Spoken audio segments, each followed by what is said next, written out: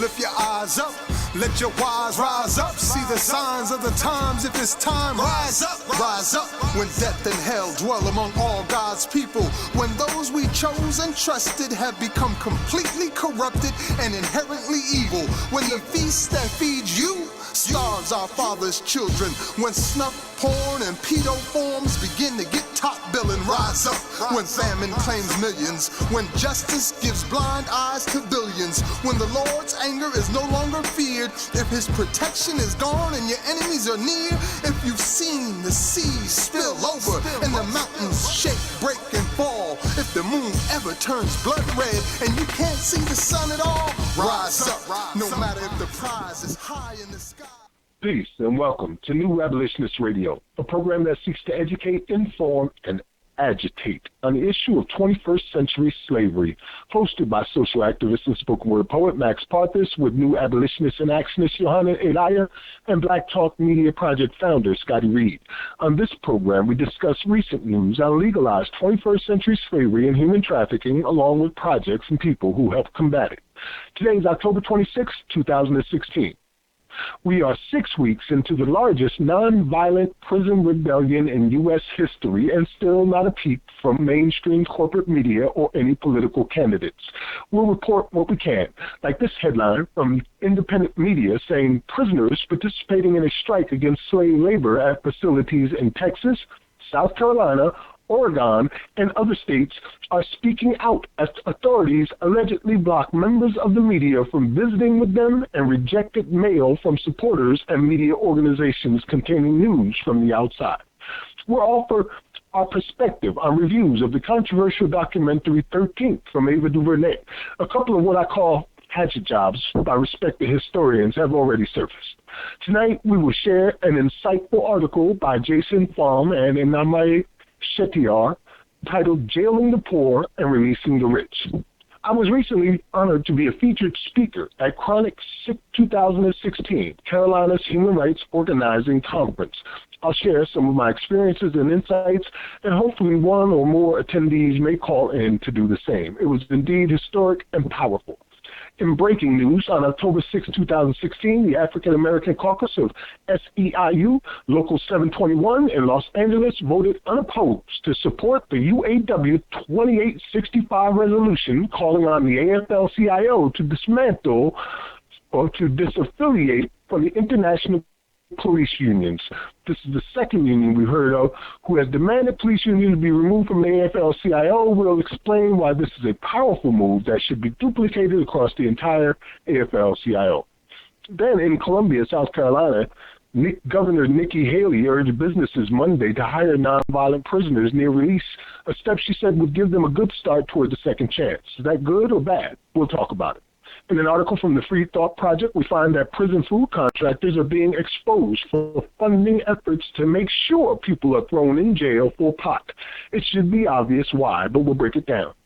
Other stories we want to try and cover, if time allows, are a police department busted contest to see who could extort the most drivers and arrest the most people, and the Minnesota Department of Corrections terminated the top official at one of the state's largest prisons this week for breaking several policies, including one related to sexual harassment and discrimination.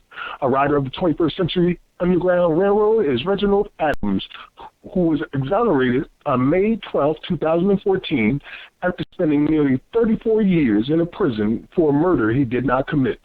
Our abolitionist in profile will be provided by Scotty Reed. Expect all of that and more tonight on New Abolitionist Radio.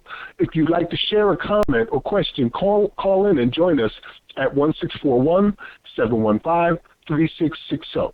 The access code is 549032#. If you're already dialed in and you want to ask a question or make a comment, just press star 6 and 1 to queue up. Once again, I'm Max Parthas. What's happening, Brother Scotty? What's up, Johanna? Greetings, Max. Can you hear me okay? Yeah, as okay as can be. Personally, my wife's away at the moment with my daughter who just had more surgery, and now she's on the harder chemo. It's got about 4 more months to go with that, so she's in the hospital at this moment with her. And I'm here making sure that we can keep this fight going. I had a hell of a weekend just passed, man, with the Chronic event, Carolina Human Rights organizing conference. That was pretty amazing and historic. I'll probably talk about that later, and I think a few of the people who attended will be calling in as well. Well, I was going to ask you about that because I see a number on the board from the 512 area code. I don't know if that's Johannan or not. He usually calls in on a flash phone, and it has his name, so I don't know who that is, but They're probably listening in. I had one friend, at least, one of the organizers called just a little while ago and asked what was the calling number so they could tune in because they're out of state. Okay, but this person is requesting to speak. Okay. Well, Johannan had mentioned earlier that we might have some people calling in from the International Workers Organizing Committee or something like that to talk about the national prison strikes. I believe, I tagged you in that. There's just so much posted on these planning pages that it's easy. I can see that you might miss that as well. So it's pretty much free flow tonight. We'll play it by ear. Still waiting to see if Johannan's going to call in. I wonder if that's Johannan on the 512. But let me say this. Let's give it a shot and find out who it is. Well, let's go through our regular opening statements though as well. Oh, okay. Yeah, let's do that. Now, in your opening, you talked about the prison strike. I'm not sure if it's going into the 4th or 5th week. I think it might be the 5th week. Yeah. But North Carolina, there was some violence. There was some reported violence at a prison here in North Carolina, and they transferred like 500 prisoners. I posted that in the Abolitionists group on btrcommunity.com. I don't know if you saw that story, but there was reported. I don't think I saw any of them. It was reported violence. And they transferred out like 500 people, but nobody is connecting this to the prison strike. Nobody on the outside that's been supportive of the national prison strikes against slavery. So I don't know what's going down at this particular prison in North Carolina. I know that they dispersed 500 prisoners to various plantations, and we've seen that at Holman and other prisons that are participating in the national strike. But in terms of any media, I don't think that North Carolina, I've seen any reports about these prisons in North Carolina. Now, I tend to think that there's something going on if you transfer 500 prisoners to different places. It can't be just because a prisoner and a staff member got in a fight or something like that, because they mentioned that a prisoner and a staff person received life-threatening injuries and have been treated at the hospital or what have you. But I haven't seen anything. The blackout continues. So that is just, to me, further evidence of the collusion of the media, not just in politics, in deciding or trying to persuade and influence the masses on who's going to be the next CEO, or even capturing a political party's nomination, but to also not inform people about 21st century slavery and human trafficking. They'll put on movies and re-air Lincoln, and PBS will do these Ken Burns Civil War documentaries, but at no time are they telling people that slavery was never actually abolished. And I'm sure we'll get to that in the segment that you mentioned about the 13th. So I just wanted to mention that, since I'm here in North Carolina, that did occur, that rebellion against prison slavery. I'm just going to call it like I see it. Well, that makes all the difference in the world. That's what my presentation touched upon out in North Carolina as well, is to call it what it is. This 13th movie that's been out now for several weeks, there have been people talking about it. And one of the things I've noticed is that they find it very difficult to actually accept what the entire premise of it is, that the 13th Amendment shows that slavery never ended, that it's connected from 1863 all the way up to right now in 2016. And they briefly show different ways that it's connected and different players that are involved in it. I've even read where one person was talking about how ALEC plays such a small role in it all, when CCA was a member of ALEC for 20 years and literally helping to write our laws. Now, that is not a small role when a prison company is writing your national and state laws. It's just not a small part. I don't know where he's coming from with that. But yeah, man, it's been a lot of people talking, but they find it difficult to face that obvious question. Yeah, they talk around slavery? The word, man. It's like the word that shall not be mentioned, that shall not be spoken, or something like that, man. They will talk all the circles around slavery, but they'll never actually say the word. We do got Johanna joining us. There's Johanna. What's going on, brother? Peace, Johanna. Peace. I've been here, no doubt. Y'all started off with all the things that are, the hot buttons or what have you of the last week or so. As you said, the prison strike still flying under the radar of mainstream media. I actually got a message, as you were saying. We got contacted by IWOC, and they agreed to have some representatives come and speak with us. So when we get to that point to let the call in the 512, I got a message. The 512 area code is Azura Crespino with IWOC. So that's one member. We also had word that there may be a lawyer from Jailhouse Lawyers Speak of South Carolina, and then also one inside organizer from Florida, from Free Alabama Movement. So again, like you said, kind of a free flow program, but definitely these are people that will know kind of up-to-date information. One person contacted me and was letting me know that Brother Kinetic Justice, one of the original organizers with the Free Alabama Movement, was moved last week to Limestone Correctional Facility.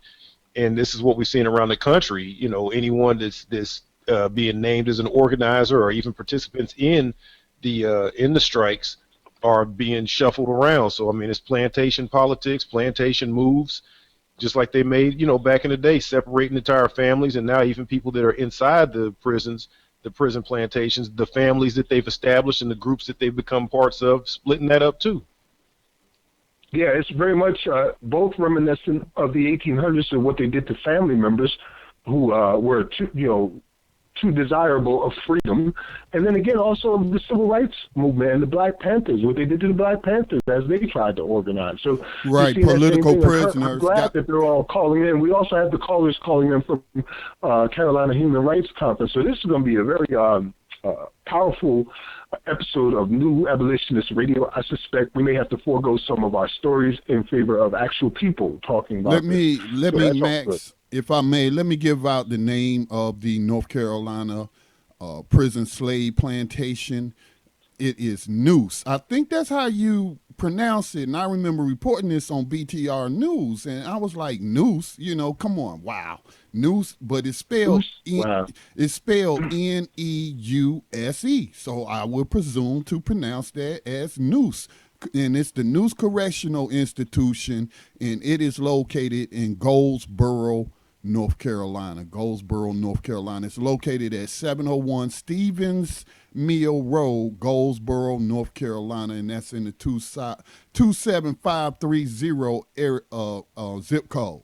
So I wanted to give out that name of that institution. Again, 500 prisoners reportedly from a local paper. I think it was I'm looking at it right here when I pulled up Noose. 500 inmates, quote unquote, evacuated from Noose Correctional Institution after 2 injured. So 2 people get injured, you evacuate 500 inmates. No, I think something else is going on. Just trying to get some news. Go ahead, Max. Sorry. Oh, no, that's it, man. We're about 15, 16 minutes into the program now. If you want, we could check with that call, and then we'll, try to fit our stories in where we can. Okay, area code 512. You are on New Abolitionist Radio with Max. This is Azura Crespino. I'm the media co-chair for the Incarcerated Workers Organizing Committee. I'm really interested in this news out of North Carolina. One of the things that has obviously been a struggle is to get adequate and accurate information about who's striking and what's really going on. So it's possible that these brothers and sisters are in solidarity with the strike, and that they're getting repression because of the strike, and that we're just now hearing about it. I'm definitely asking some folks to look into it and get back to me, hopefully maybe even within this even within this program. Well, that would be great if we could find out while we're here on the air. Would be fantastic, so we can share the news with everybody. And we're very glad that we could give you some information that you might be able to use. We're trying to keep track of this as much as we can possibly do, just like you are. But, communications are difficult at this time, particularly with them preventing communications from coming into the prisons now. South Carolina was on lockdown as well. Yes, and we actually received news that inmates in South Carolina were getting pulled from their cells and interviewed by feds in the last 48 hours. We checked the website for the prisons in South Carolina and found that they have an actual link right there on the front page to report cell phones or people communicating outside with illegal contraband. That's how serious they're taking this. So if I'm not mistaken, she said the feds, right? So that's the Obama administration. That's CEO of USA Inc., Barack Hussein Obama, Loretta Lynch. They are the people who head these departments. I think it's also another proxy racist over there at the Federal Bureau of Prisons. So I'm just saying that because as I was engineering the code breakers last night, they were analyzing a recent speech the CEO gave on the campaign trail for Miss Hillary Rodham Clinton, and he mentioned his legacy. If you want to see his legacy continue, well, we're looking at his legacy, the largest prison rebellion against slavery in U.S. history, and he hasn't uttered not one word about it. I do want to say once again, welcome to New Abolitionist Radio, Azura Cristino. Is that pronounced properly? Cristino. All right. Well, welcome to New Abolitionist Radio. We appreciate you being here. I've been blessed to meet some of your members out in Missouri at the Missouri Cure Conference, where the IWW declared themselves an abolitionist group as well, which is a wonderful thing for me to be able to witness. And from the very beginning, we've been talking about this as prison slave labor. The prisoners are both saying that. We're saying that. Many have been quoting the 13th Amendment to show the smoking gun, which allows it to be legal. And even people like Sean King have come out and told millions the same thing. And yet we find ourselves in a position where the media will not say anything about it, and none of the candidates. I do believe that it may be possible that Jill Stein might have said she stood with them at one point, but I'm not sure. I haven't seen any links. Well, the IWW doesn't engage in electoral politics, so it would probably be best if I didn't comment on whether a politician has endorsed the strike or not. But I think in terms of why the candidates aren't speaking about it, obviously Trump isn't interested in fixing the problem. And Hillary Clinton, I think, doesn't want to deal with the legacy of Bill Clinton's presidency and how the 3 strikes you're out rule, which was written by Alec, led to mass incarceration, and just the way that the Clinton administration really expanded and profited from prison slave labor. So it's not in either of their interests to be talking about this strike, and I think that may potentially explain why there has been such a media blackout. For example, the New York Times ran an editorial talking about why they hadn't covered it, and they claimed that 2 journalists had been assigned to the story and that they were going to do a piece once they were able to fact check. And I can tell you that nobody from the New York Times has requested an interview of the Incarcerated Workers Organizing Committee, of the IWW, or any of our coalition partners that we know of. And I wrote to that editor saying, look, I'm happy to grant you an interview. Here's my cell phone number, call me. And I received an automated reply and then nothing. So it's kind of interesting, but I would rather be focusing on what the prisoners are doing versus talking about the lack of mainstream media coverage, because we know where their pocketbooks and alliances lie. And this is precisely why we need independent media like your radio show to be able to give prisoners and outside organizers a voice to talk about the strike. Well, Indeed, I'm in agreement with you, but expressing about why the mainstream media will not play, as you did so eloquently, is very helpful to those who wonder, and you clearly laid it out why they don't want to do that.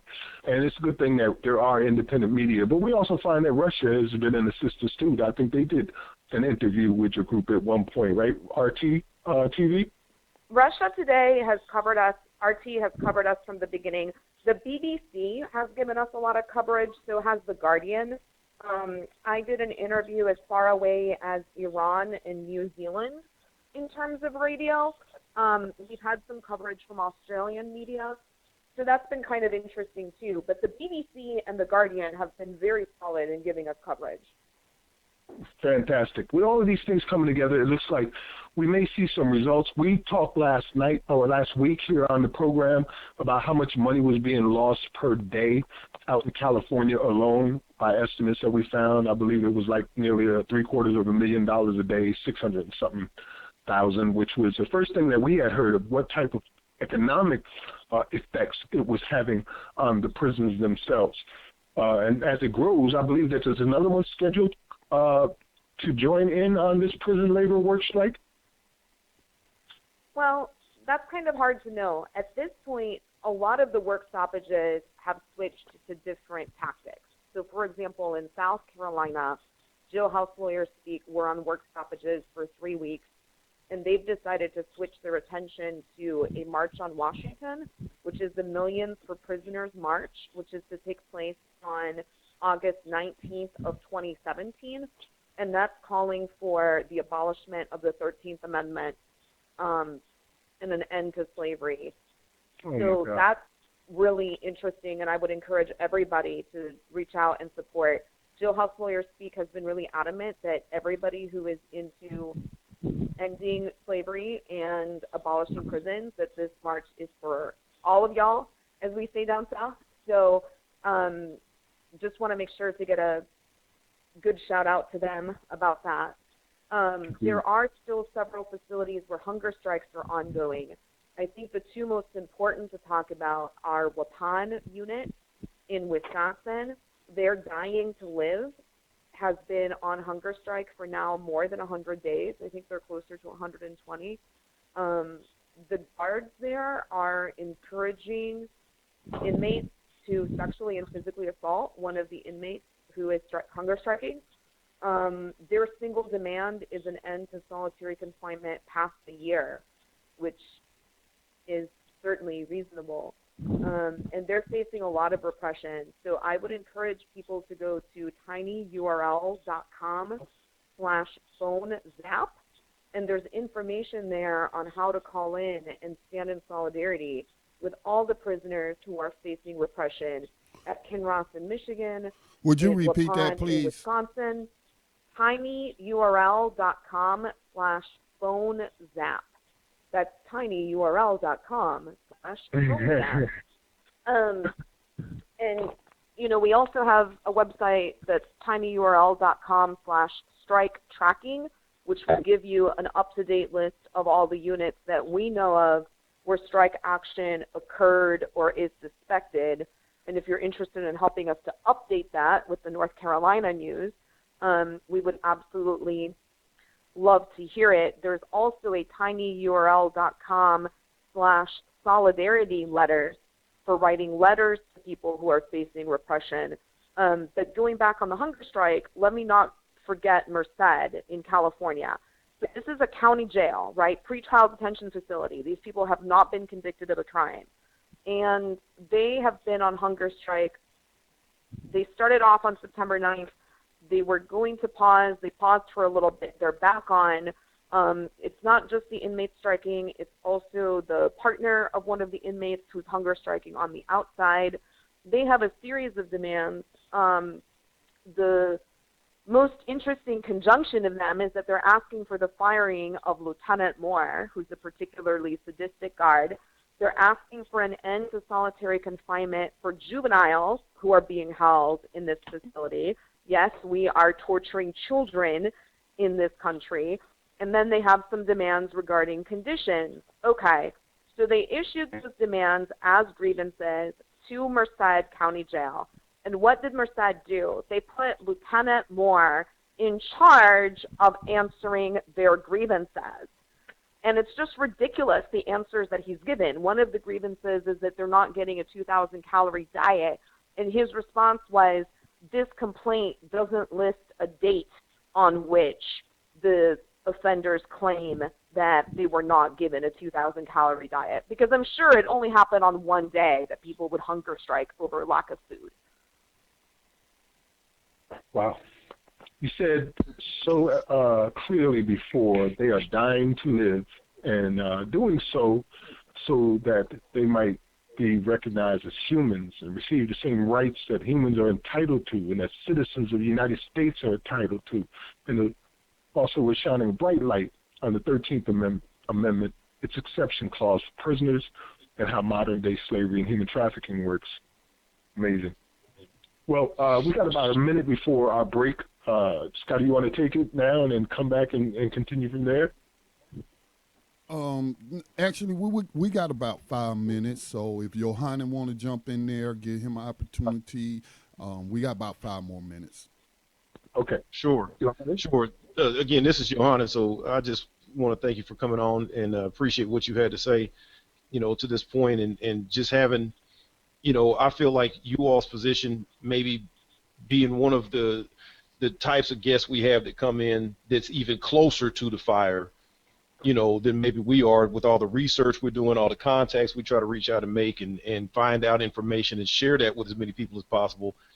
I really appreciate the fact that you all, at least in my opinion, appear to be even closer to the live action and talking to these people and knowing, when calls to action go out, when people are in different situations and really putting it on the line. So I just want to thank you and thank the coalition for the work that you all do. One of the last things you mentioned, though, with Merced brought to mind Santa Clara County. They also joined in the strike, and I don't know if you had any details on how they were able to bring that to an end. The only headlines I saw and the information I saw on the end of it just said that they met with officials after some of their complaints were being met with. I mean, what are your thoughts on that? I believe Cole Dorsey is going to be joining us a little bit later, and he is in California and has a little bit more information with Santa Clara. But if I recall correctly, they are back on hunger strike. Okay, I can believe that because when I saw it, it didn't ring as being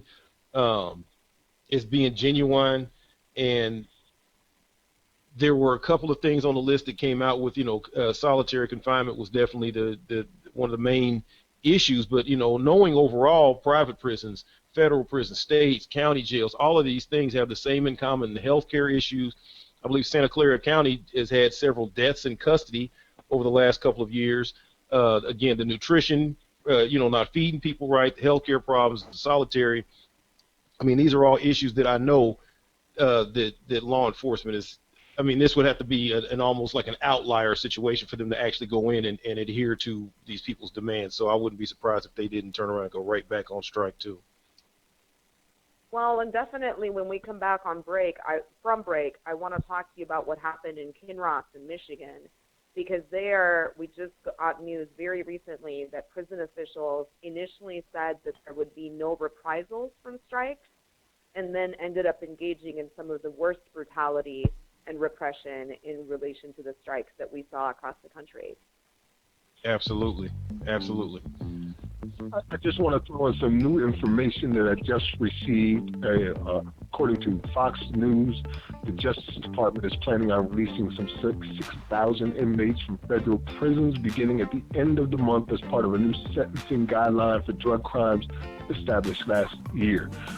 Just want to let you know that.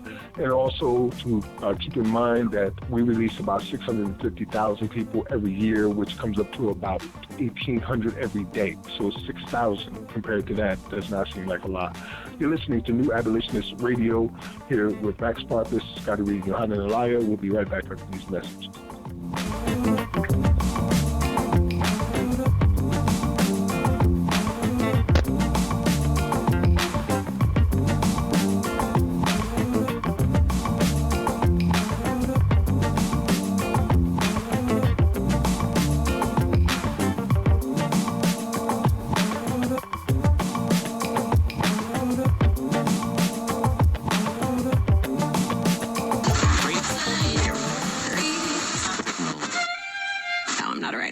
Okay.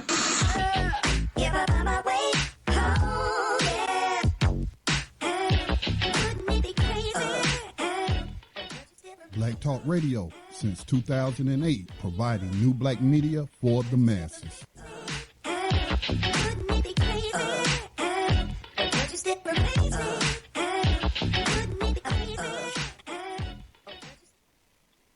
Peace and welcome back to New Abolitionists Radio. We're here with Sister Azura from the IWW's Incarcerated Workers Organizing Committee. Hope I got all that right. And we're discussing the prison labor work strike, which has been going on now. Is it going into the 6th week now? Since September 9th. What's today's date? September 9th. Since September 9th. And please remind the listeners here, because we also do have an international audience, so this other nations that are listening in on a regular basis. Please tell them about the significance of the September 9th and why it was started then. Sure. So, complete history lesson. Brother George Jackson had called for a national and international prisoners' strike and a labor union that would back it. And after he was assassinated, the prisoners of Attica mourned him, and then they took action by taking over their unit. And for 5 days, they had taken some guards as hostages and had completely taken over the unit. They had a council, they issued some demands, and then Governor Rockefeller and President Nixon sent in the National Guard, and they were mowed down. Many of them were tortured before they were killed. Overall, 39 prisoners and 6 guards, I believe, lost their lives. And the prisoners were blamed for those deaths, even though they were not responsible. And this is a moment that has really remained in the history of prison resistance. I think almost all prisoners are familiar with September 9th. You know, for example, Chelsea Manning kicked off her hunger strike asking for gender dysphoria treatment on September 9th. Now, we're almost certain that she had no idea that the rest of the country and several other countries actually, because prisoners in Mexico as well as Greece joined in on the strike, that all of these other prisoners were striking as well. We think that she just independently picked that date. But, you know, it is a beautiful feeling to know that we are finally putting into action at least a little bit, right? Because it was 23, 24 states that ultimately we believe had strike action. But nevertheless, we're carrying forward that legacy of Brother George Jackson, which is just awesome. Yeah, that is awesome. It's incredible. It's, you know, I believe this in the speaking things into existence, and that we can all do that. And when we start talking about things in unison, you start seeing it manifest. And we've been talking about a prison strike like this now for several years here, and it's beautiful to see someone actually bringing it to fruition like that.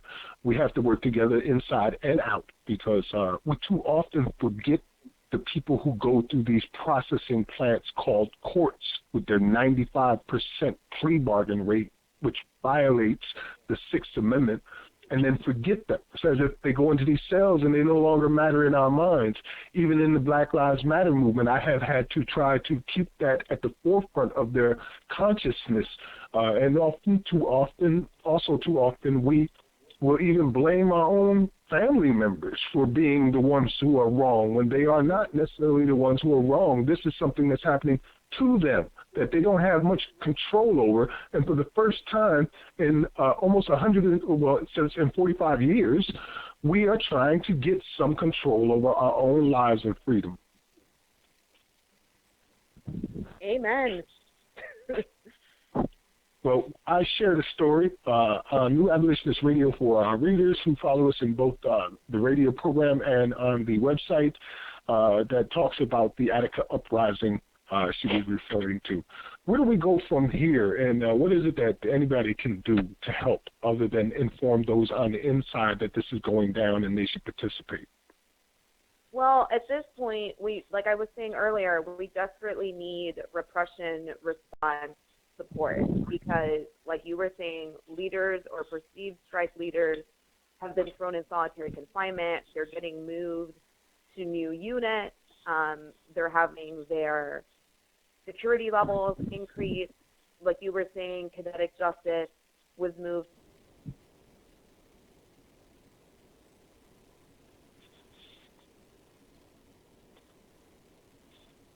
Did we lose her or me? No, it's showing her still on the line. Maybe breaking up. At any rate, I think something she wanted to mention too until she gets back on.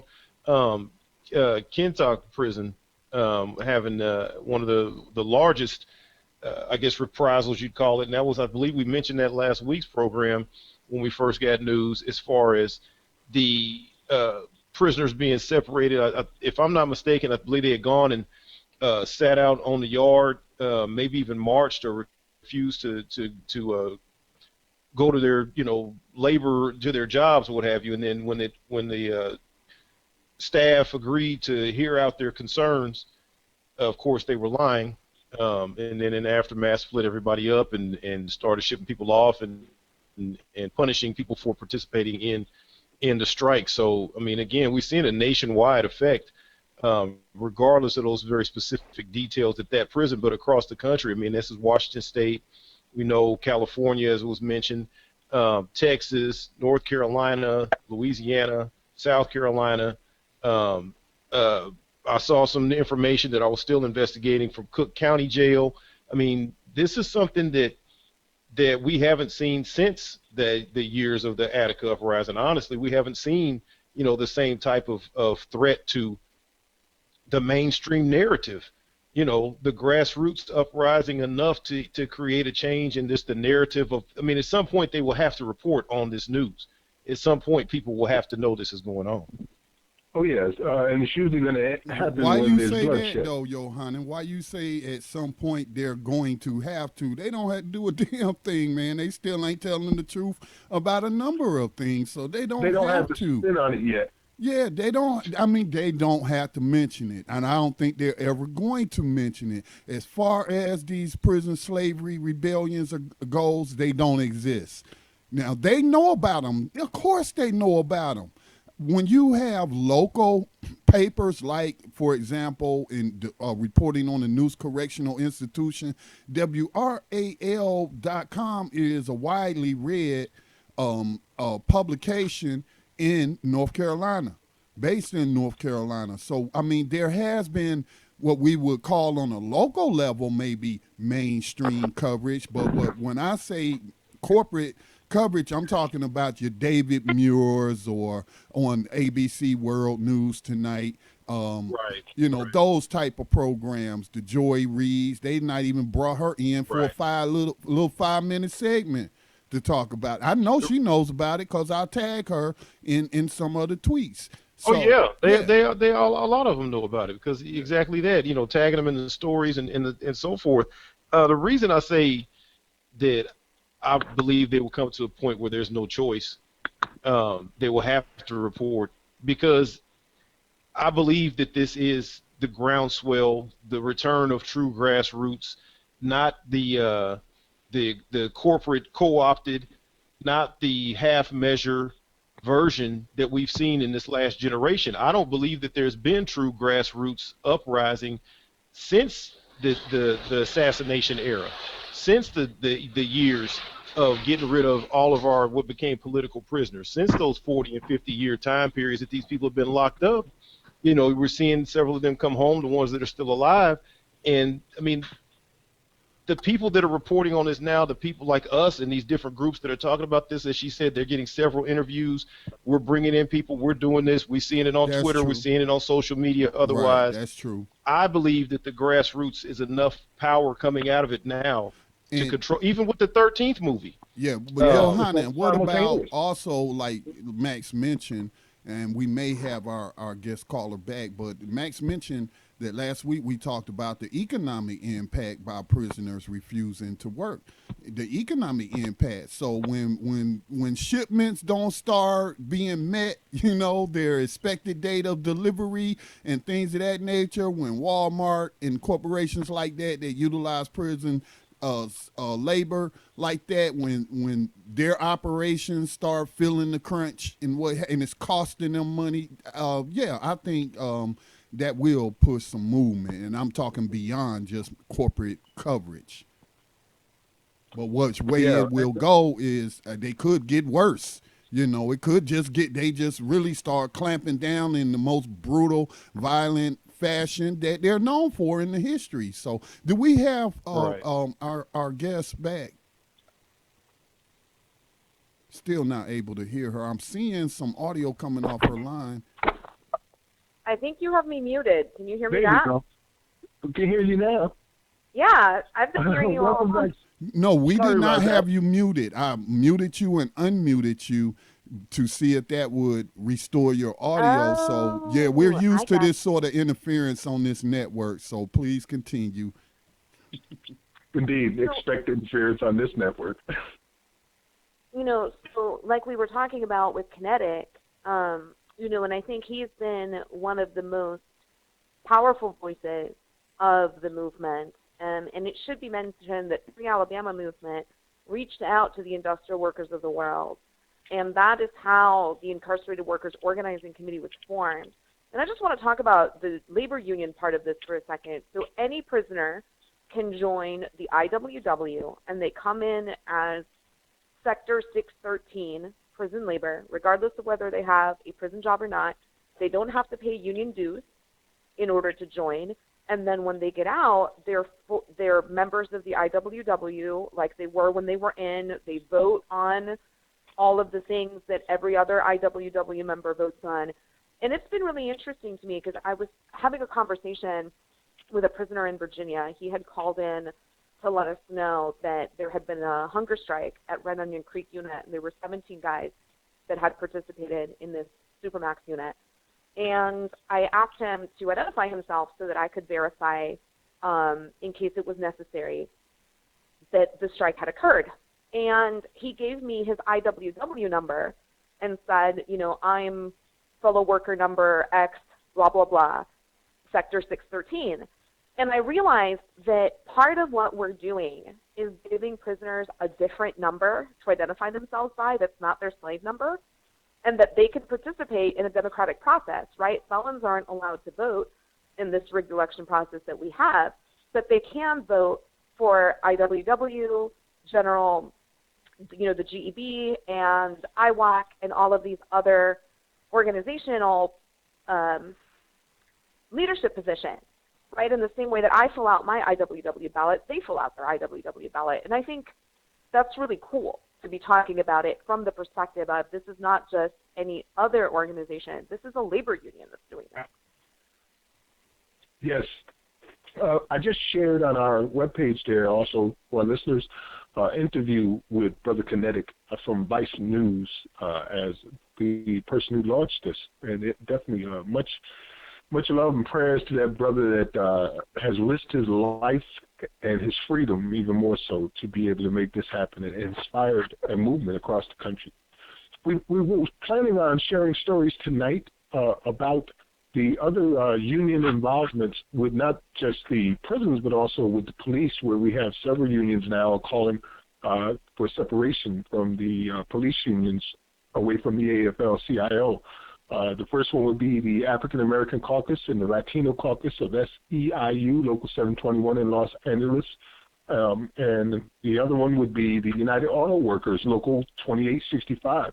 I think that this is a movement that is growing, and all of these different avenues of attack are available to us because the prisons are just a part of modern slavery and human trafficking. It's a very large part, very horrible part, but there are other areas that need to be focused on simultaneously. Like nobody walks into prison on their own. You know what I mean? There's somebody putting them in there. And today alone, 13,000 people went into jails.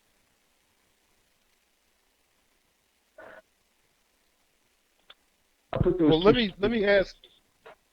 Let me ask before we move too far. You wanted to tell us when we came back from the break, and then we kind of lost you with the audio about the story out of Washington. Did you still want to try to share? Michigan.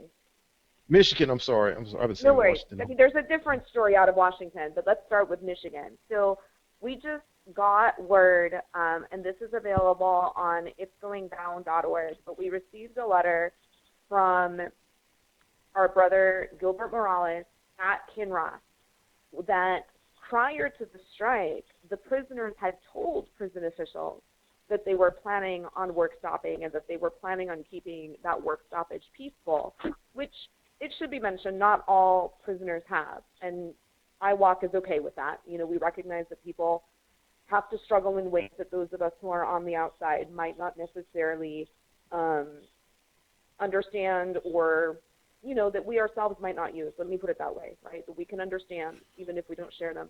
On this Anyway, program, we call it death by 1,000 paper cuts. Come on. They fought a civil war to, quote unquote, end slavery in 1865, and we found out that was a lie. So I am not opposed to any means of resistance to slavery. I just wanted to point out, because at the top of the hour you had said that it had been nonviolent, and the Incarcerated Workers Organizing Committee did vote to be by any means necessary. Right. I'm personally a pacifist, but I support whatever people on the inside need to do.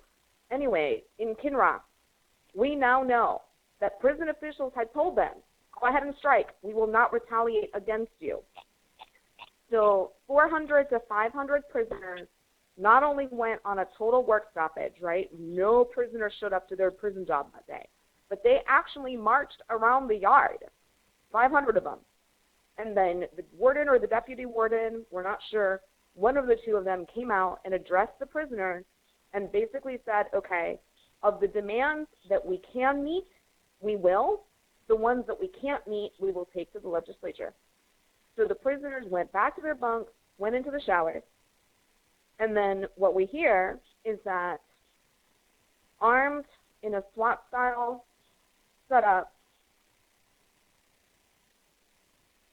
soldiers, guards, however you want to describe them, went in and dragged these men naked out of the showers, zip-tied their hands behind their backs, and left them in the courtyard in the rain for 6 hours to soil themselves because they had no access to the bathroom. Roughly 150 of them were subsequently shipped to other units. Many, we suspect, have been placed in solitary confinement for their roles in the strike. And this was at a unit where prison officials had talked with the prisoners in advance and had agreed that there would be no reprisals. They tear gassed these guys, and then some of them obviously started reacting and engaged in some property destruction. I think a laundry machine was thrown through a window. And then these prison officials had the audacity to claim that the reason why they had to send in this SWAT team effectively was because of the property destruction that the prisoners had engaged in, never mind that that property destruction did not occur until after the SWAT team went in. Wow. It's anything but nonviolent. Yeah. Well, in addition to that, I mean, it's saying nonviolent. The prison officials feeling the need to say that there was some justification. Of course, they would do that. But also, you know, surrounding this, there's been at least 3 deaths that we know that have occurred during the same timeline that the strike even began, and those appear to be violent or at least negligent means that those folks, I believe one was a taser involved, and another that was definitely medical neglect. I believe they had called 911 and dehydration. Yeah, so I mean, I believe that's, you would consider murder, or, you know, allowing these people to die, or violating them, torturing them, something to killing them would be violence towards them. Absolutely. Well, the terrible condition that we find ourselves in, these human lives on the line. Literally, people are risking their lives, hoping that in sometime in the near future we can prevent others from going through the same thing. Some of the stories we've heard about and read about here and reported on New Abolitionist Radio are outrageous.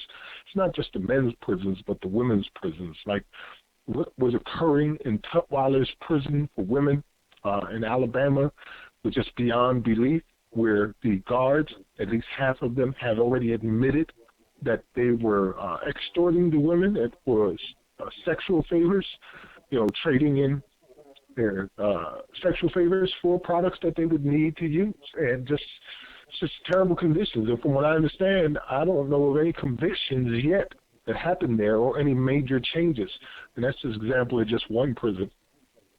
And honestly, we hear reports of that in women's prisons all the time.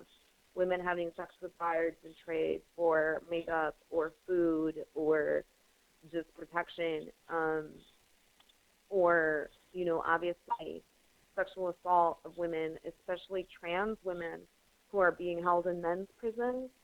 That's very dangerous. And we've seen some pretty brutal repression of female prisoners, inside activists who have gone on strike. In Washington State, for example, there were 3 women who peacefully did not show up to their prison library job, and they were placed in solitary confinement immediately in retaliation for their unwillingness to work. And also they're going to be stripped of those jobs when they get out of solitary. Well, hopefully we can make a change in all of this and get enough awareness going on. I'm glad all of these things are occurring simultaneously. Every 50 years, it seems like we go through these same fights. But I figure, and the way I'm looking at it as an abolitionist, is this time around, at least we know what we're dealing with. This is slavery by another name. Just as the documentary has shown, it's connected directly to the 13th Amendment, just as the 13th has shown. And it is a direct relative, the expansion of what was known as convict leasing, which became the replacement for slavery. And we're back in full circle now, because when convict leasing came into play, the individual could not purchase or own or buy people, but the state could. And now with prisons using the stock exchange to trade across there internationally, you can literally own people simply by buying stock in prisons and jails. Not to mention, I think in Texas, it is still legal to engage in convict leasing for small businesses. I'm not sure whether a private individual can, but for example, the British petroleum oil spill, most of the cleanup for that was done by prisoners. And yes. One thing people need to understand is that when prisoners are hired to do this kind of labor, right? I mean, they're not hired because they don't count as employees. When they're forced to do this kind of labor, they are not given the same environmental protections and safety protections that an employee would. So, for example, I was speaking with some prisoners in Missouri who were telling me that their laundry facility takes in laundry from a local hospital. And I asked them, okay, well, if your brothers are washing sheets and uniforms that are coming in from a hospital that probably have urine or blood on them, are they being outfitted with gloves or anything to prevent them from getting hepatitis C or HIV? And of course, they're not being given those protections because we don't require prisons to give hepatitis C treatment to prisoners, never mind that it's an endemic problem. We have a plague on prisoners when it comes to hepatitis C. But as we've seen from Mumia Abu-Jamal and so many other prisoners, a quick shout out to my friend Chicano anarchist Shanakli Alvaro Luna Hernandez. He's been fighting to get hepatitis C treatment, and so many other prisoners. When we know that there is treatment available to them, I spoke to the first prisoner in Nevada who received hepatitis C treatment. She is now completely cured. But her treatment cost $1 million, and so Nevada is only willing to treat 5 prisoners a year. Never mind, they've probably got, 15,000 that are hepatitis C positive. You're talking about the evils of medical apartheid right there through capitalism.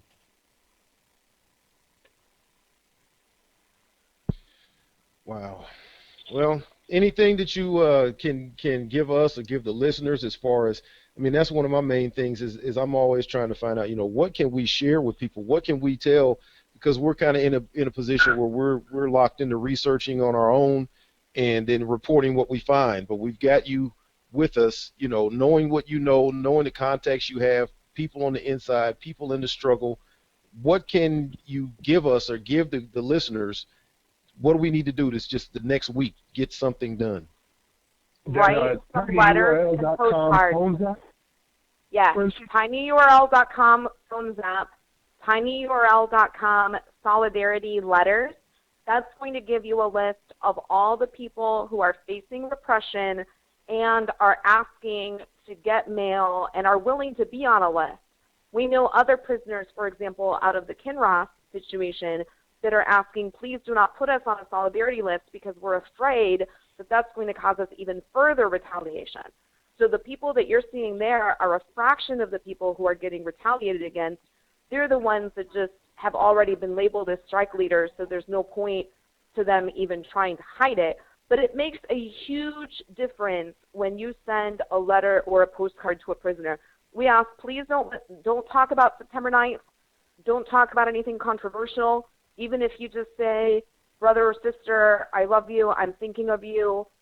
The fact that they're getting mail is support. And the guards know that this means that people on the outside are looking out for them. Like, one other story I want to tell you about is Malik Washington in Texas. He was one of the leaders behind the April strike.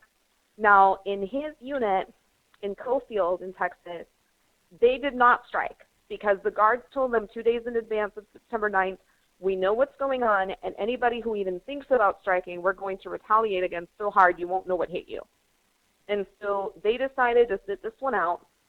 Nevertheless, Malik was charged with inciting a riot, which he is deeply committed to nonviolence. Of all the prisoners that I know and support, he is the least likely to engage in a riot.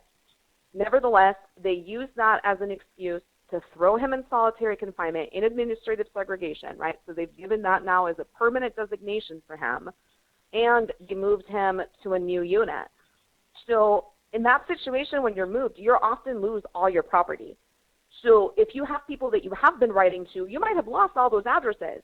You may not have access to your commissary to be able to buy envelopes and stamps and paper. So in that situation, it's so important to send a letter, a postcard especially, because that's a picture. You know, if somebody's now finding themselves yet again in solitary confinement or for the first time, a postcard can be something to stare at for 2 or 3 days even. That's not 4 gray walls. That can literally make the difference between your sanity cracking faster or slower. It's just one postcard from somebody out there saying, I know what you did, I'm proud of you, I'm standing with you, even if you don't put that in words because you don't want to get them in trouble. Right, right.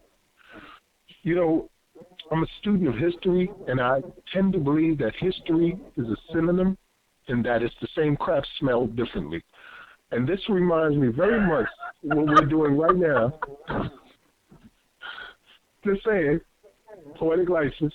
This reminds me very much of what we're doing right now of the Coal Creek War, which happened in the 1890s, 1891 and 92, where coal miners in Tennessee, which is now the home of the largest private prison company in the world, CCA, but coal miners in Tennessee literally led an armed rebellion against convict leasing, which ended up with dozens of people killed and militiamen killed, and many of the convicts were freed during that time.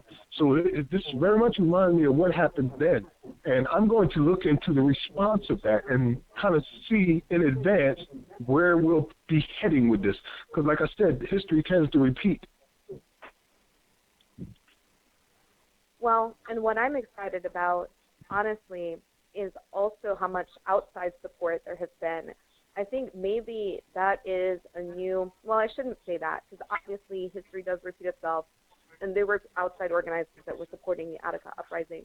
But on September 9th, there were 60 solidarity actions that occurred across the United States on the outside, and more than 6 countries had solidarity demonstrations. Greece had both. They had both a work stoppage on the inside and actions outside of that unit, as well as they've had some actions at companies that use prison slave labor. And that's another thing that we should talk about, is that if you go to boycott.com, there is a list of all the companies that use slave labor, prison slave labor. And you can go and very easily throw together 2 or 3 of your friends, go in there, do a mic check, do a noise demonstration, and shame these people into no longer using slave labor. You know, whether it's AT&T using prisoners on their call centers, Victoria's Secret Whole Foods used to sell tilapia that was raised by prisoners, and they were shamed, as far as I understand anyway, into no longer doing that. So there are so many ways that people can take action. When we saw people outside of the United States doing demonstrations at U.S. embassies, that's extremely powerful.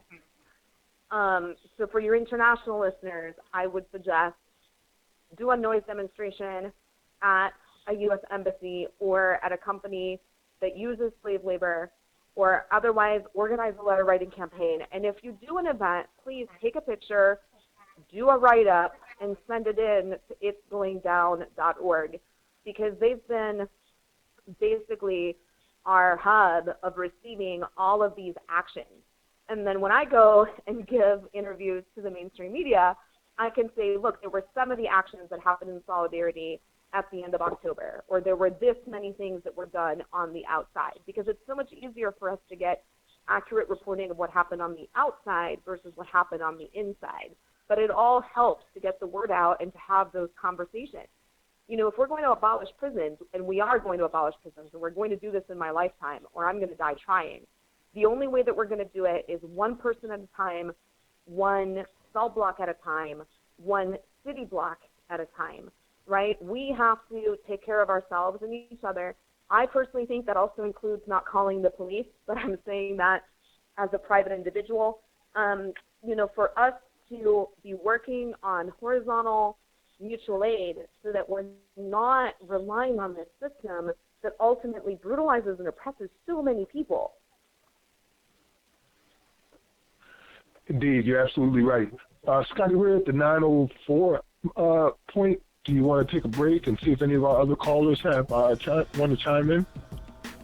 Most certainly. I was just queuing up everything. And if we have any callers on the line, anybody that represents any other organizations that we hope will be able to call in, the telephone number again is 641-715-3660. The participant code is 549032#.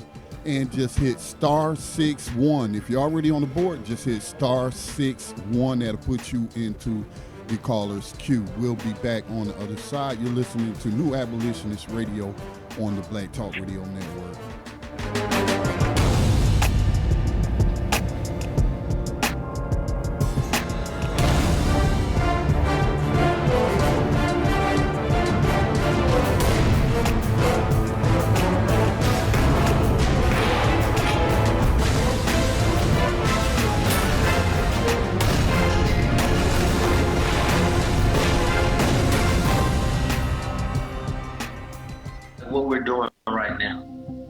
They don't want to happen. They don't want us to use these cell phones to expose the reality of what's actually going on in these prisons.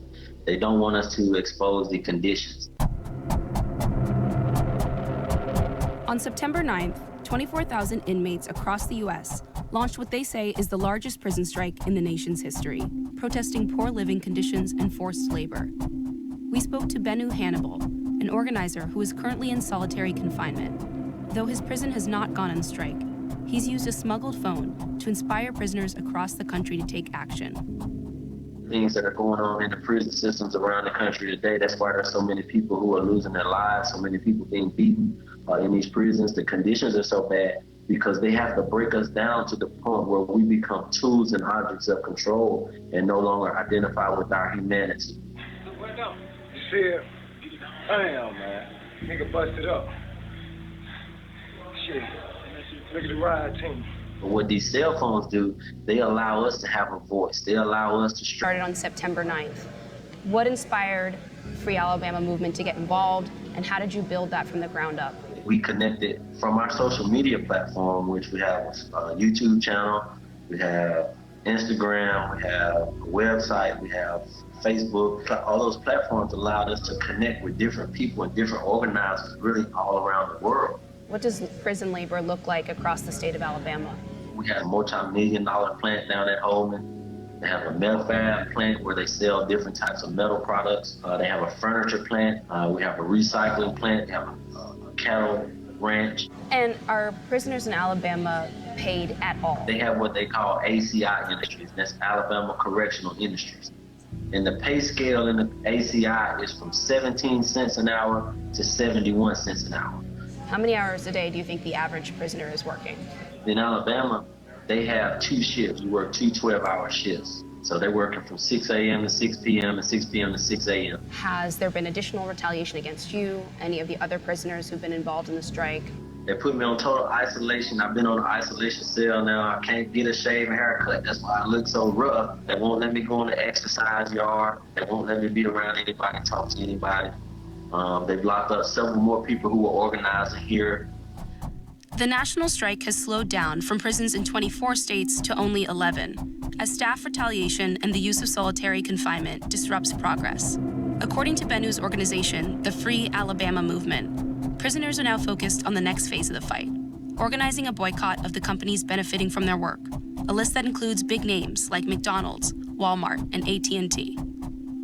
You know, there's no doubt that it's slavery. You know, they can call it corrections, they can call it prisons, but you have to call it what it is. And it's slavery, it's enslavement, and people are being locked up solely for the purpose of us being able to work for whoever the private corporation that needs the labor.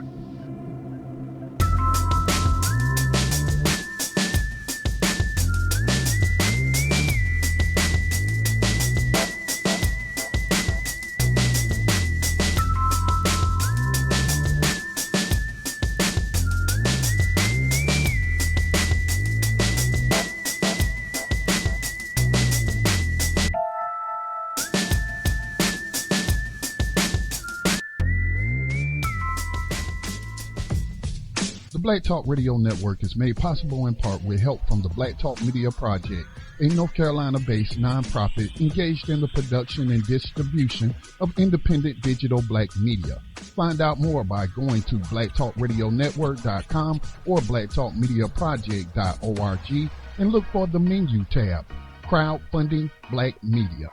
Black Talk Media Project, helping to provide you with new black media for the new millennium.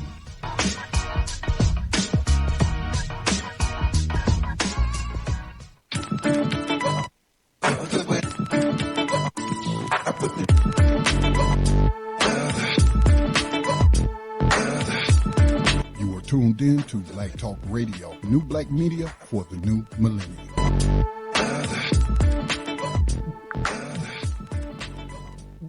Peace and welcome back to New Abolitionist Radio. You heard Brother Kinetic there on the interview and saying it in clear, concise terms that we have to change our mind. We've got to look at this in a different light.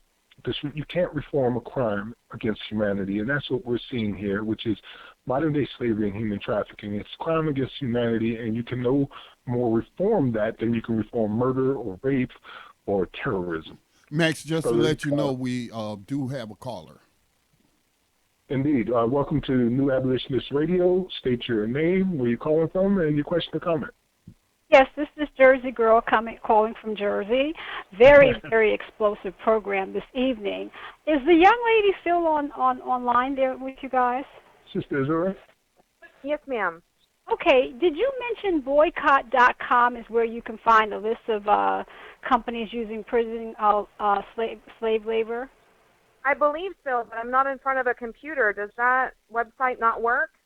No, I wrote it down real quickly, and I just wanted to confirm it, basically. Yes, so it's boycott.com, and there should be a specific link for the prison labor strike boycott. Okay. And they have the most comprehensive list. Ma'am, I wrote an article for soulcity.com that's a listler, and if you go to that site, which the article is something like 5 reasons you should support the prison strike. It has links to every article that we could find that talks about prison labor and who you should boycott. And I would take it one step further. I think that boycotting is not enough. What I would like to see people do is organize demonstrations at these sale points for these companies, because I think that that's far more effective than versus just a regular boycott. So obviously, any way that you can help, we appreciate. Right, now you said the second one, you wrote an article. What was that again? Doyle what? Soul, S-O-U-L. Oh, Soul, okay. CITI. Okay, great. .com. Okay, I'm check sorry. that out. I love your commercial. That was yourself doing that commercial, correct? Or intro that just came on. It was on for about 3 minutes, talking about. Was that you interviewing the young guy there at the prison? Oh no, that was, I believe, Antonia Hayden of Vice News. Yes. Oh, okay. It sounded like your voice. That's why I was saying. It sounded like you were asking. It sound a lot like me when I was on the phone with her doing okay, but it's great that you're doing this, and like I said, this has been a great informative show. I'm going to definitely have to go back and listen to the podcast over. But continue as you may. Thank you so much. Let me put out some information right quick. I need to give some clarification. I went to boycott.com and it is being sabotaged. That is the correct. No, Scotty. What? This is it. I got it. It's www.buycott.com. So boycott. Just like boycott. It's boycott. Boycott. Okay. Great. I shared the link on the New Abolitionist Radio Twitter page. NAR in slavery. The link to join the campaign, and then there's a link also showing. They've got 46 companies listed in alphabetical order that are companies to avoid that they know are benefiting from or using slave labor. So it's boycott, BUYCOTT.com. Thanks for sharing that for me, Johannes. I've also shared a couple links there so people can see the majority of companies that are using prison slave labor, and they've broken it up by areas like banks, energy and producers of oil, energy and producers of utilities, insurance, pharmaceuticals, manufacturing, telecommunications, transportation, other U.S. companies and organizations and associations. That's all listed there, so you can go through it. And a couple of other articles as well that shows you who's using what. Max, often we talk about the historical context of slavery in this country, although slavery's been worldwide, but in this particular country or this land mass, we always discuss it in the historical context going back to the colonial days and the passage of the slave codes, and that just persisting all the way up to 2016. Okay, so, but in the historical context, I'm speaking, this is a black radio station, our primary demographic or audience are black people. And so when we talk about slavery in past tense, which is historically incorrect, what would we have been doing? Even if we were free, if we were, what was the guy's name that got kidnapped, 7 years a slave? What was his name? Solomon Northup. Yeah, Solomon Northup. You know, there were free black people, 500,000 in 1850 listed in the census. And I just wonder if they had conversations, I'm sure the abolitionists did, but if the general population who were buying goods, utilizing services that was produced by what? So in more ways, that's passive support, I feel like, I don't know, passive support of slavery. So when we talk about AT&T, I remember I did the little 2-minute commentary on the CEO of AT&T talking about some Black Lives Matter. But you kidnapping, you part of the reason why Black lives are being kidnapped from black communities to go to work for you on the prison plantation. When you go try to find a job, that same person go file an application, those jobs are nowhere to be found. So I just wanted to point that out in a historical context, is that when we continue to invest in, when we continue to shop at, and I understand if you're in nowhere USA and there's only a Walmart within 100 miles. So I understand if you have to go. But when you have a choice, we're going to have to start making hard choices, or else we are supporting slavery. Thank you for letting me go on my little rant there. Indeed. I have a quick for the lady. Is it possible? I have a whole bunch of greeting cards I was going to throw out. I mean, just so many greeting cards. I inherited them. And it's so funny how you said to send some cards out. We don't have to put our address on there if we don't want to, or is that important because you said something about the guards looking at the mail or something like that, or what? So, ma'am, if I can switch hats for a second, I also work with Prison Abolition, Prisoner Solidarity. and we have an address that anyone can use to write to a prisoner.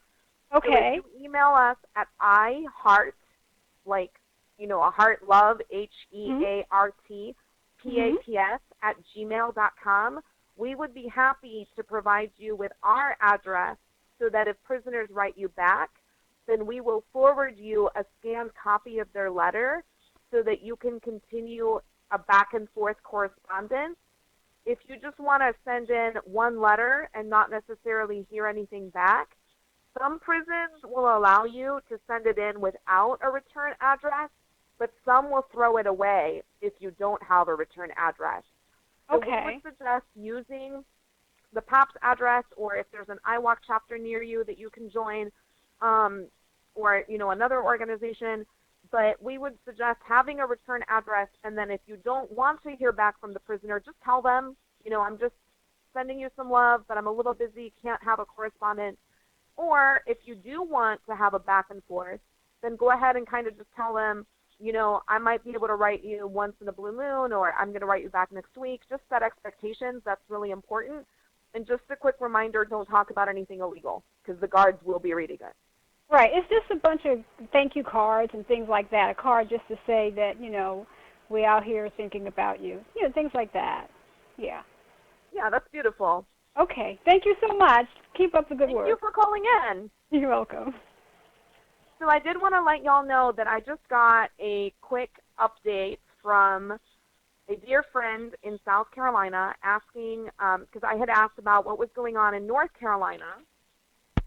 And this is what he had to say about those guys, the 500 inmates at Noose. He said, yes, they burnt it down, but no, it's not related. Prisoners are just set up at their conditions. So not necessarily politically organizing around the strike, just engaged in a pretty massive disruption. Nevertheless, we still send out solidarity to them, and we are happy to have them join us at a later time if they were to so wish. Well, I think they've already joined without even realizing it. Everything that's going down right now is the result of, including this entire movement, is the result of prison, slave labor, and slavery in general. So everything that's happening right now is because of that. The conditions they live in are the same conditions basically that in Alabama, where it's 200% occupancy is going on, or in California, where it's 155% occupancy is going on, and places like Texas, where we reported on, where they had a prison built for 700, holding nearly 3,000, living in tents on the outside throughout all of the weather. All right. Plantation uprisings. Well, I just want to say to people here in North Carolina that participate in the people activity area of politics, the polls are open, and Governor McCrory has to go along with the rest of the racist, repressive Nazis calling themselves Republicans in this state. Scotty, do we have anyone else on the line at the moment? We have plenty of people on the line, but nobody who has hit *61 to enter themselves in the caller's queue. Right. Hit *6 if you want to be a part of the conversation, or you have a comment or something to say. Thank you, Jersey Girl, for calling in. And I'm still waiting to take you up on that invitation to come down to my home state and do some speaking. So contact me when you get an opportunity, and let's talk about that. I would like to share some of the other stories that are going on, unless you gentlemen have any further questions, or if you, Sister Azura, would like to offer some more information at this time. I just want to talk a little bit about demands, because demands have varied from state to state, and in certain cases even from unit to unit. But there are some general themes. We've talked a lot about the 13th Amendment and ending slavery, ending prison slavery. I don't think we've talked enough about how much solitary confinement or administrative segregation is torture. Shinoxley Alvaro Luna Hernandez, who I just mentioned a little earlier, he's been in solitary confinement for 14 years. He did 8 years in solitary confinement after he was involved in some strikes in Texas in 1978. But he's not alone. Albert Woodfox did 43 years in solitary confinement. And when I try to wrap my head around that, I just can't. I just can't. Yeah, they let him out days before he passed away. Just No, near you're date. thinking of the other Angola 3. Albert Woodfox is. Oh, yes. I'm thinking of Herman Wallace. I'm sorry. Right.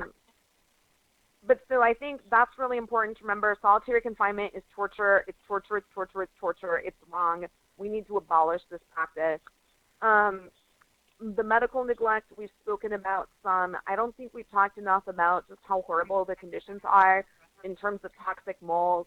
My friend in South Carolina was telling me that he put a letter on his bed and the letter started molding. The paper just started molding because there's so much mold in his unit. And when the inspectors are supposed to come through, they'll set prisoners to repainting everything so that the mold won't be visible. Roaches, maggots in the food, rats in the kitchen, and just around in units. This is common practice. Guard brutality, huge issue. Another thing we haven't talked about is good time pay. Like in Texas, prisoners aren't required to be paid at all. So you might say, why bother showing up to work? Well, first of all, if you don't, they'll throw you in solitary. But secondly, they dangle this carrot of good time pay in front of you.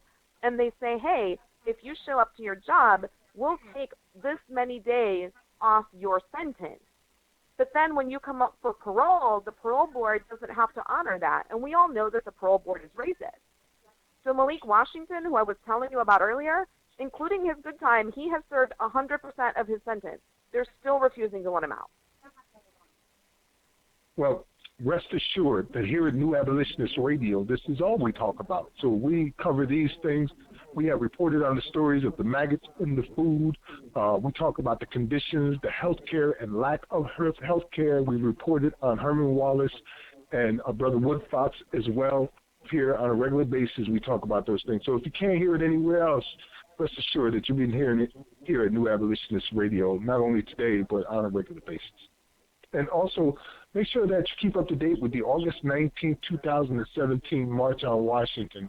And I'll tell you why I feel like some kind of way about that personally later. It's based on a dream I once had, and just hearing that that's going to happen kind of shook me. And I'll tell you about that later if given time. Make sure you visit tinyurl.com, phone zap, and also /strike tracking if you have any stories or news to update what's going on with the strike. And do what you can about getting this Lieutenant Moore fired. Is it Lieutenant Moore that you said? Azura?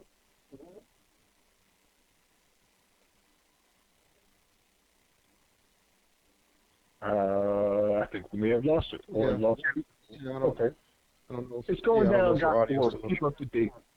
Keep up to date. I want to say thank you for being here today and representing and explaining everything that's going on. It is indeed a powerful show. And it's not over yet. We still got about 35 minutes left and some serious information to drop on you. If you brothers want to start with anything in particular, otherwise? Well, she mentioned the conditions in the prisons, and I don't know if regular listeners remember. A while back, we reported on a situation in Pennsylvania, SCI Fayette, where they were talking about the coal ash plant, this hundreds of yards away from the prison, and the cancer rates in the prison. So we know the environmental concerns. Mm-hmm. You know, like she was saying, the mold inside the prison, toxic waste dump outside the prison, water conditions, food conditions. There was one story that was in the planning page, and I don't know if we'll be able to get into it, but it may be a decent segue talking about Food Services of America and how they're actually lobbying to combat marijuana legalization. Yeah, because I just mentioned, Johanna, for the people who participate in politics, if you don't, I'm not trying to recruit you. But I do see how if you ignore any area, particularly that particular area, when I see that companies are spending tens of thousands, Geo Group dropped $150,000 on the election to put out some ads and what have you. So that is very important. So why is this food service company, how much, Johanna, did they donate? Tell us about that. Well, this is a story from Mint Press News that I was reading. I don't know if this is the exact same link we had in the planning. So if there's another one, maybe there's even more information. But this is saying that marijuana.com reported that the company donated $80,000 to a campaign committee that was opposing the legal cannabis measure on Arizona's November ballot. And if you remember last week, we closed out the program talking about, I mentioned 9 states that it's on the ballot this year for regular, whether it's total legalization or decriminalization, or whether it's for medical purposes only. There's 9 states where this is going down. So here it is. This Food Services America is donating $80,000 to a campaign committee that's opposing legalizing cannabis in Arizona. It says Services Group of America has been criticized in the past for providing food to prisons that fail to meet basic nutritional requirements. The report also indicated that the Arizona State Chamber of Commerce contributed $498,000 to the same campaign week. Jeez. The effort also received a $500,000 donation from opioid maker Insys Therapeutics, as well as a sizable contribution from various players in the alcohol industry. So this is what we're telling you all the time. These people get together. Okay, the police enforce policy. The policy is being handed to the lawmakers by corporations. So you making a vote for an individual that has been presented to you without attaching a demand to your vote is a requirement for receiving your vote, and voting strictly along the lines of lesser of two evil or strictly Democrat or strictly Republican. All of these things are helping to collapse any kind of healthy function of the system. All of those ways of participating are ways to hamstring the system. You have to produce a candidate, you have to support a candidate, you have to get in front of a candidate with your demands and make sure you got a guarantee that if in exchange for my vote, you will support this. When you don't do anything but just go and vote, these people have already rigged the election before you get to the voting booth. But in terms of what we're talking about here, those, what did you say, 9 states? I know California has total legalization. In those states where you can put ballot initiatives, where abolitionists can put things to counter the drug war, because all of those companies you mentioned profit from the drug war. They profit from cannabis users being in prison and what have you, and keeping things the way that they are. So when citizens are able, and that's organizations pooling resources, working together, people gathering signatures, that whole process of just getting a measure on the ballot, such as cannabis legalization, which has shown in states like Colorado and Washington to have tremendously harmed the revenue of the system of slavery. And so this is where I feel like if you don't go to register to vote for nothing else, it's just for things like this. You know, there are other reasons, but again, I feel like the CEO of USA Inc. is already predetermined. Certainly, I talk about how the corporations try to influence that influence that whole process. So I don't even want to get and talk about that circus, but if you are in those states where that's on the ballot, why do you think these people are dumping tens of thousands of dollars in the focus groups to come up with ads, 30-second ads, 1-minute ads to show you on television to persuade you to vote against legalization? So definitely get informed and get involved, because that does inflict serious harm on the system of slavery in reducing the amount of victims they take in. There's a part of that, the article that Johanna was reading towards the end from John Vibes, who wrote it, and it says this has nothing to do with cleaning up the streets and making our society safer. It's all about money and control. The prison system as it stands now does not make our society any safer, but instead turns average nonviolent offenders into hardened criminals by exposing them to such harsh environment. The sad truth is that is the way our prison system has been structured has actually outlawed more than half of the U.S. population. Nonviolent offenders have no place behind bars. The savage conditions of prisons will turn most people into violent offenders once they get out, which is exactly what the prison establishment wants, return customers.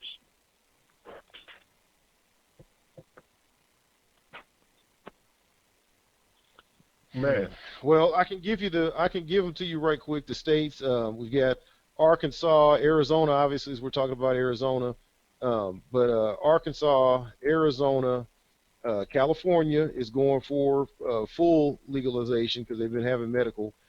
Florida is in there, Maine, Massachusetts, Montana, Nevada, and North Dakota. So these are all places where, again, I mean, as we're telling you the highlights of this particular story, what's going on, the mechanics of who's opposing it and what's happening politically, kind of that people don't realize what they're up against. These same trends will occur in all these states. Colorado kind of being at the forefront of this over the last couple of years. We talked about the billions of dollars that they generated in taxable revenue off of having the decriminalization movement. Now that offsets to some extent the municipal fines and fees that were generated in these different locales, I'm sure. But look at a city like New York City, where we reported on that they generated nearly $2 billion in municipal fines, fees, $595 million in traffic tickets alone. So places where this is the lifeblood of city funding and the base of city funding, when you're looking at trying to make that transition to decriminalization, a lot of these players that have their roots deep in the policing and the criminalization of people, and like we talk about 12 million people going in and out of jails every year, the bail systems.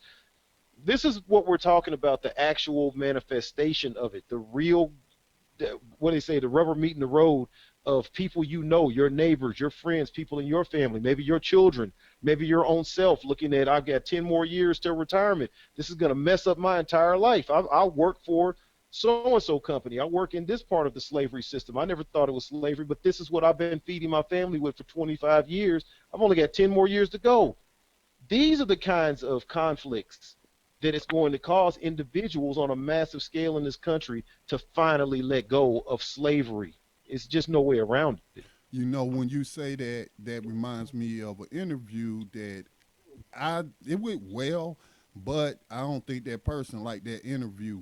When I found out that their background, I'm not going to call them out, but they'll never be back on this station, but this person retired from California prison system and what have you. And there are certain people like that that want to profit from it. They look at it as a new business venture. And I'm talking about black people, talking about black business building, and you want to involve yourself in modern day slavery and human trafficking. But that kind of, it just really offended me as an abolitionist. I was like, you must have not did any research on me or the program or the network. You would have known I was an abolitionist, and why would you think nothing was wrong with you know, drawing a pension from slavery, and you don't seem to be repenting about it or abolitionist yourself. It's not like you came to the light after 30 years and now you're an abolitionist.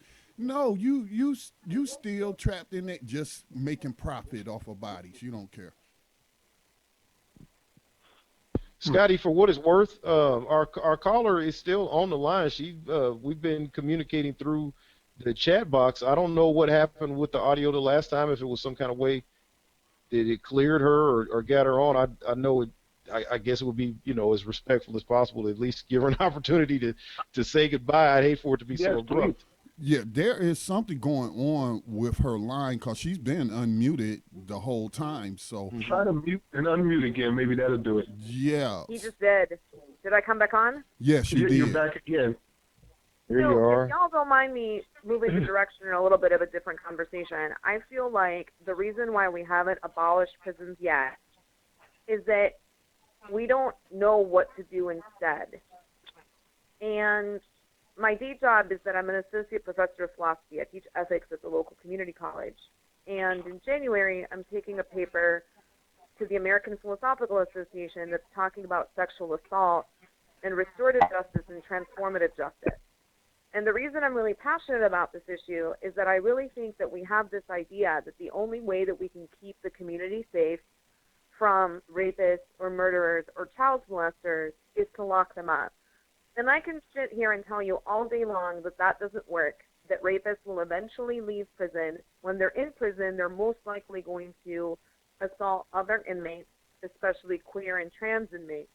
And then they're going to come out of prison worse for wear, and they're going to continue to potentially be a menace to the community. And then instead, we need to focus on rehabilitation. But I think until we really start practicing transformative justice processes and really creating alternatives, people who are listening to this are going to say, yes, prisons are evil, but if somebody is assaulting me, I'm still going to call the police, and I'm still going to want that person incarcerated. And I've been very public. I'm a sexual assault survivor. I've been very public about saying I would not send my rapist to prison because I don't think that it serves them. I don't think it serves the community, and that ultimately this is a system that has to be dismantled. But I think we really need to talk about what alternatives would look like, whether that's rehabilitative centers. I've heard in Canada, for example, they have a farm for people who are both have engaged in child molestation and are cognitively impaired. And basically these guys work on this farm. There are psychologists and other people who work with them to help rehabilitate them, but they're not allowed to leave the farm on their own. If they go into town, they have to be escorted in order to make sure that they're not around children. But excuse me if I may really interrupt just a second. Yeah, if I think that's a good alternative, but it's still confinement. So that's not really abolishing prisons, and there is a fracture in the abolitionist movement. Some people are not willing to go that far. For example, if I came into the house and my daughter or someone was being raped, I'm not gonna have to call the police, cause that I'm gonna be calling the coroner.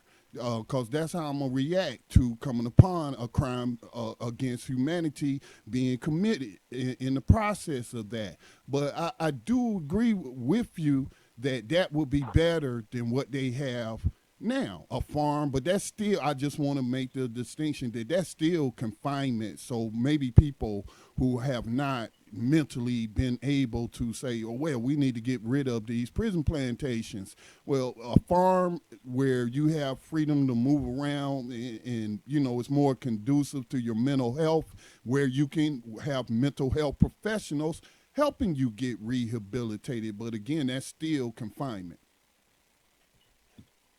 I understand that. And, you know, and by the way, in terms of the vigilante justice, there was a shotgun in the room. I could have taken his life. I chose not to. Well, that's Obviously, not that's vigilante justice. That's protecting my family. I don't see that as being a vigilante. How do I know that person might then kill me if I, you know? So I understand passive. If no, you're I a just meant pacifist vigilante and you in the don't want sense to of take not a using the person's state. life, I didn't mean it as a slur. I just meant, you know, in terms of taking justice into your own hands. And like I said, I don't judge anybody for whatever they have to do to protect themselves or anybody else. That's just not how I am. But I do think that we need to talk in terms of what would rehabilitation look like. And like you were just pointing out, we need to talk about it in ways that don't lead to gulags by any other name. So I get really concerned when people say, well, instead of having prisons, we should have state mental hospitals for the criminally insane. Well, if that turns out to be a prison where the guards are called nurses, I'm not down. But I do think that having rehabilitative communities where people are otherwise able to live a normal life can potentially be an alternative. And I want to see us as human people explore alternatives to incarceration, because we know this system isn't working. But I think the reason we haven't scrapped it and replaced it with something else is that we're currently lacking in the imagination of what to do instead. You know, and I share your concern. Like, a lot of people are pushing for ankle monitors as a way of keeping child molesters away from children. I'm not sure that that's not an extension of the slavery system myself. So I absolutely do share a lot of your concerns here. But at the same time, I would much rather see a system that is focused on rehabilitation, where people are able to come together, live in a community, live a normal life, versus a situation where they're being brutalized on the current slave plantations that we have. That needs to end. Well, we do have some distinctive differences, I think, in prison abolition and in slavery abolition. With us, we see the prisons themselves as part of the overall problem, a major part indeed. And at the very top of our list is freeing the innocents. Millions, 24 million a year, go through this system every year. And of the 2.5 million in the prisons, we estimate at least 1.5 million of them should not even be there. So we have to we're taking those things into consideration. And how do we rebuild their lives? How do we compensate them? How do we rebuild the communities that they came from that were decimated by their loss of being there in the family structure?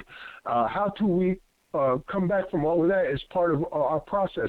And also we know that we have to attack this beast from many different areas, whether it be the political arena, the prison arena, the judicial arena, or even the vigilantes that are out there doing that. That's why we find it very difficult to, dismiss anything at this point, because these are all people fighting for their literal lives. Some of them are dying to live. So there are some differences, but I think that we all agree that this has got to end, which is why I'm hoping to start organizing a abolitionist summit, where the focus, the only topic there is abolition in regards to what's going on with our criminal justice system and these slave plantations, and get a bunch of us together to start formulating real plans on how we can get this done. We've got a few things already happening. Please, can I come? You have an open invitation. Representatives of the IWW indeed have an open invitation. We're just going to need us to get together to help put this to make this thing happen. I can't do it by myself, so we're going to need assistance from every angle at this point. But we need to get together as a body and form something that will make a change. We're already moving in those directions with the initiative on the Colorado ballot, for instance, that takes out their exception clause. So different things like that will make a major difference in combination with what we're already doing. This is the time for it to happen, and this thing has to end. So I think you're in agreement with me on everything I said pretty much. Am I right? Yeah, absolutely. And like I said, I think that we need to talk about it in terms of phases. So certainly decarceration and depopulation, I think, is a good first step. One of the things that's come out of Free Alabama movement is that they put together a freedom bill. Now, that freedom bill is a decarceration bill. It would end slavery in Alabama. It would still leave prisons standing to a certain extent. But I think that it's a great first step, and I would really like to see the Alabama legislature take it up, and really for similar bills to be taken up in other states. I think that we need to explore all options. So for people who are engaged in theft or property destruction, I think we need to be talking about restorative justice. Let's have those people work for the people that they harmed in terms of taking their property or damaging their property or working to restore it in some way. I think in terms of violent crimes, we need to be talking about transformative justice. What does that look like? Because obviously I can't be restored to the person I might have been had this never happened to me. But we can transform the situation in some way. And I think that focusing on those types of mechanisms, and they might have to be very different for different relationships and different situations, but there's a really good paper that came out in the 70s called Conflicts as Property. And the major argument that Niels Christie makes is that the state appropriates our conflicts, that instead of helping us to figure out how to resolve our conflicts amongst ourselves, it takes over the conflict, right? When you go to court, it's the state versus the person who harmed you, not you and this other person coming together to try to figure out what went wrong and how to fix it, or even the person who suffered to be able to say, no, this is what I want and need, and to be front and center. So we really need to be thinking in terms of completely different systems for dealing with these kinds of atrocities that can help to keep people safe, to make sure that victims heal, and that also recognize that perpetrators may themselves have been victims of violence that they never healed from, And hence, we're unable to then act in the right way. And I'm not saying that everybody who's a victim of violence goes on to perpetrate violence. I certainly have not. But I do think that sometimes people don't know how to deal with what happened to them, and unfortunately, it means that they pay it forward. And we as a community need to figure out how to train people in nonviolent conflict resolution, nonviolent communication. I just did a workshop with my students this week on sexual consent. We played different games that help to highlight what really fantastic consent practices look like. And part of the reason that I do that is explicitly as rape prevention. I think we need to be talking about this stuff in middle school, in terms of how to resolve conflicts for ourselves. But unfortunately, the state wants to infantilize us. So they don't want us resolving our own conflicts, because then we're not going to be calling the cops. We'll recognize that we don't need the courts, and then we won't need them. And that's not what they want, but that's what's in our best interest. And I think that's what we need to do in order to abolish prison. I'm with you. I think that, as I said earlier, as an abolitionist movement now, we need to start providing our own platforms. We should even have our own party for 2020. We are presently grooming a number of people who are running as we speak for offices like Congress and City Council and Mayor, and we have done so for the past few years. We really need to make this our primary focus. When we're talking about 24 million bodies being affected every single year, that is a crime against humanity that needs to be addressed at the top of everyone's list. Not second in the row, not after climate change, not after the economy, not after the garbage men and when they show up, but at the very top of the list. And if you're in a political structure and you're not concerned with how many millions of our family members are being decimated and how much our communities are being destroyed, then you've got no business claiming to be representing anyone in that community. Max, to your point, as we get ready to wrap it up, as our schedule change, we picked up a new program on the network on Wednesday, so we do need to forego some of our regular segments. I will just say the Abolitionists in Profile for today on October the 26th, 2016, on this Wednesday night on New Abolitionist Radio is all of the participants, whether they on the inside or the outside of the national prison strike. This is historical, so you are abolitionists in Profile for tonight. So did we want to go into some final comments? Information that our guests would like to put out, always give out those websites and contact I was hoping info. to get an opportunity sometime during the night, but it doesn't look like it's going to do that, to talk about what we just experienced at the South Carolina Human Rights Convention, Chronic 2016, which was extremely powerful, and I believe that many things will come from this.